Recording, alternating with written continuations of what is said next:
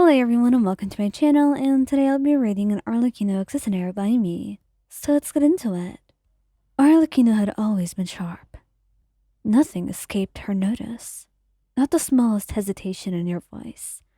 Not the way you smiled when you didn't mean it. Not even the slight shift of your weight when you were hiding something.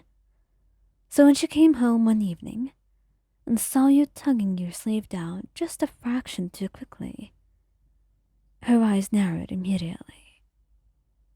"Show me," she said, and he froze, back turned to her. "Show you what?" Her heels clicked against the floor as she closed the distance, her shadow falling over you. "Don't play dumb. Your arm, now." You hesitated, but one look from her was enough to make you know that she was not going to back down. You sighed. Slowly, you pushed your sleeve up, exposing the deep purple bruises across your skin, and Arlecchino went very still. The air seemed to drop a few degrees, thick with tension. She didn't say anything at first, just stared at the marks with an unreadable expression, her jaw tight. When she finally spoke, her voice was soft, almost too soft. "Who?" It wasn't really a question, but rather a command. You swallowed. "It's not—" "Don't you dare tell me it's nothing." Her words cut sharp and cold, though her hand was careful and gentle as she reached out, brushing her fingers just shy of the bruises. "These did not come from a fall. Who did this?" You wanted to protect her from the anger that you knew would follow, but her gaze pinned you in place. Arlecchino could always see straight through you. There was no escape. "Some idiots in the market, okay?" You admit it, finally. "They didn't know any better and thought I looked like easy prey. Tried to rough me up for my wallet. I handled it. Arlie, it wasn't as bad as it looks. I promise." Her entire body went taut, and for a heartbeat, you thought she might explode on the spot. But she didn't. Instead, she stood so still it was almost frightening. "Handled it?" she repeated. You nodded quickly. "I scared them off before it got worse. It's fine now." Her eyes snapped to yours, burning with an intensity that made your chest tighten. "It is not fine. No one puts their hands on you. Not while I draw breath." Her anger was not directed at you, but it was fierce enough to make your heart race anyway. You reached for her hand, grounding her before the cold fury boiled over. "Arlie, I'm okay. Really, you don't have to—" "Yes, I do," she interrupted, her grip on your hand firm. You saw it then. Not just anger, but something deeper and so unfamiliar on her face. Fear or worry, or maybe just both.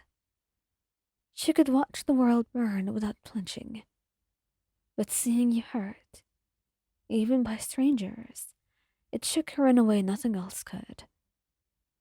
Her thumb brushed carefully along your uninjured skin, and for the first time since she saw the bruises, her voice softened. "Tell me their names, or how they look like if you don't know that." "Arlie—" "Tell me." There was steel in her tone, but also desperation. You sighed, shaking your head. "I don't even know their names.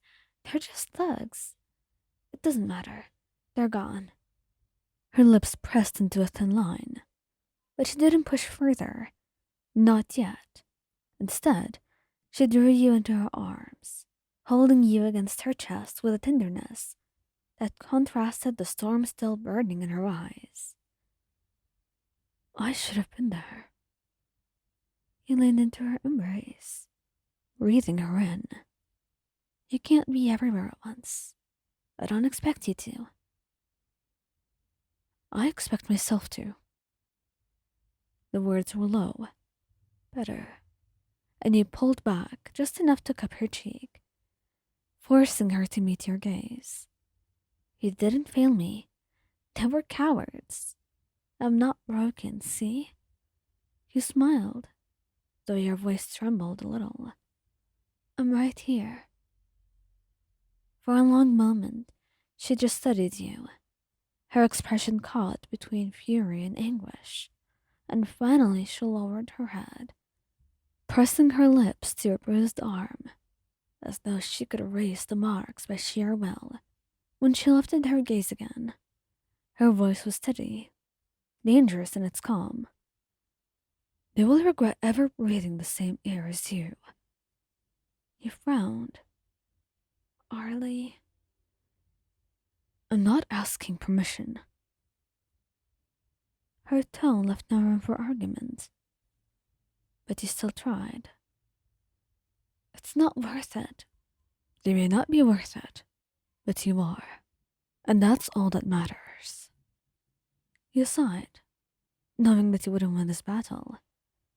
Still, you placed your hand over hers, grounding her again. Just don't do anything reckless, okay? For me. She nodded. And later that night, you found yourself curled up in her arms, her embrace firm, protective to the point of possessiveness.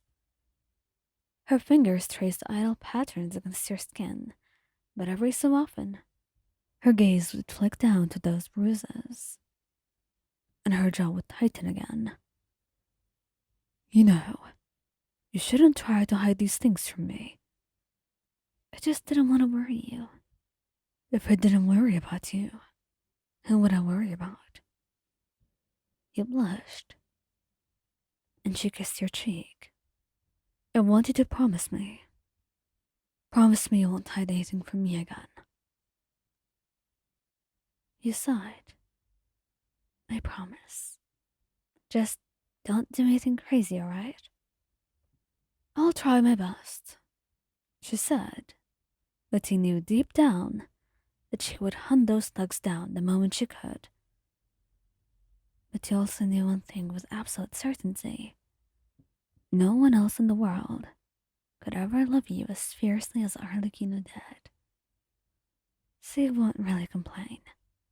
Not about being loved as much as she loved you.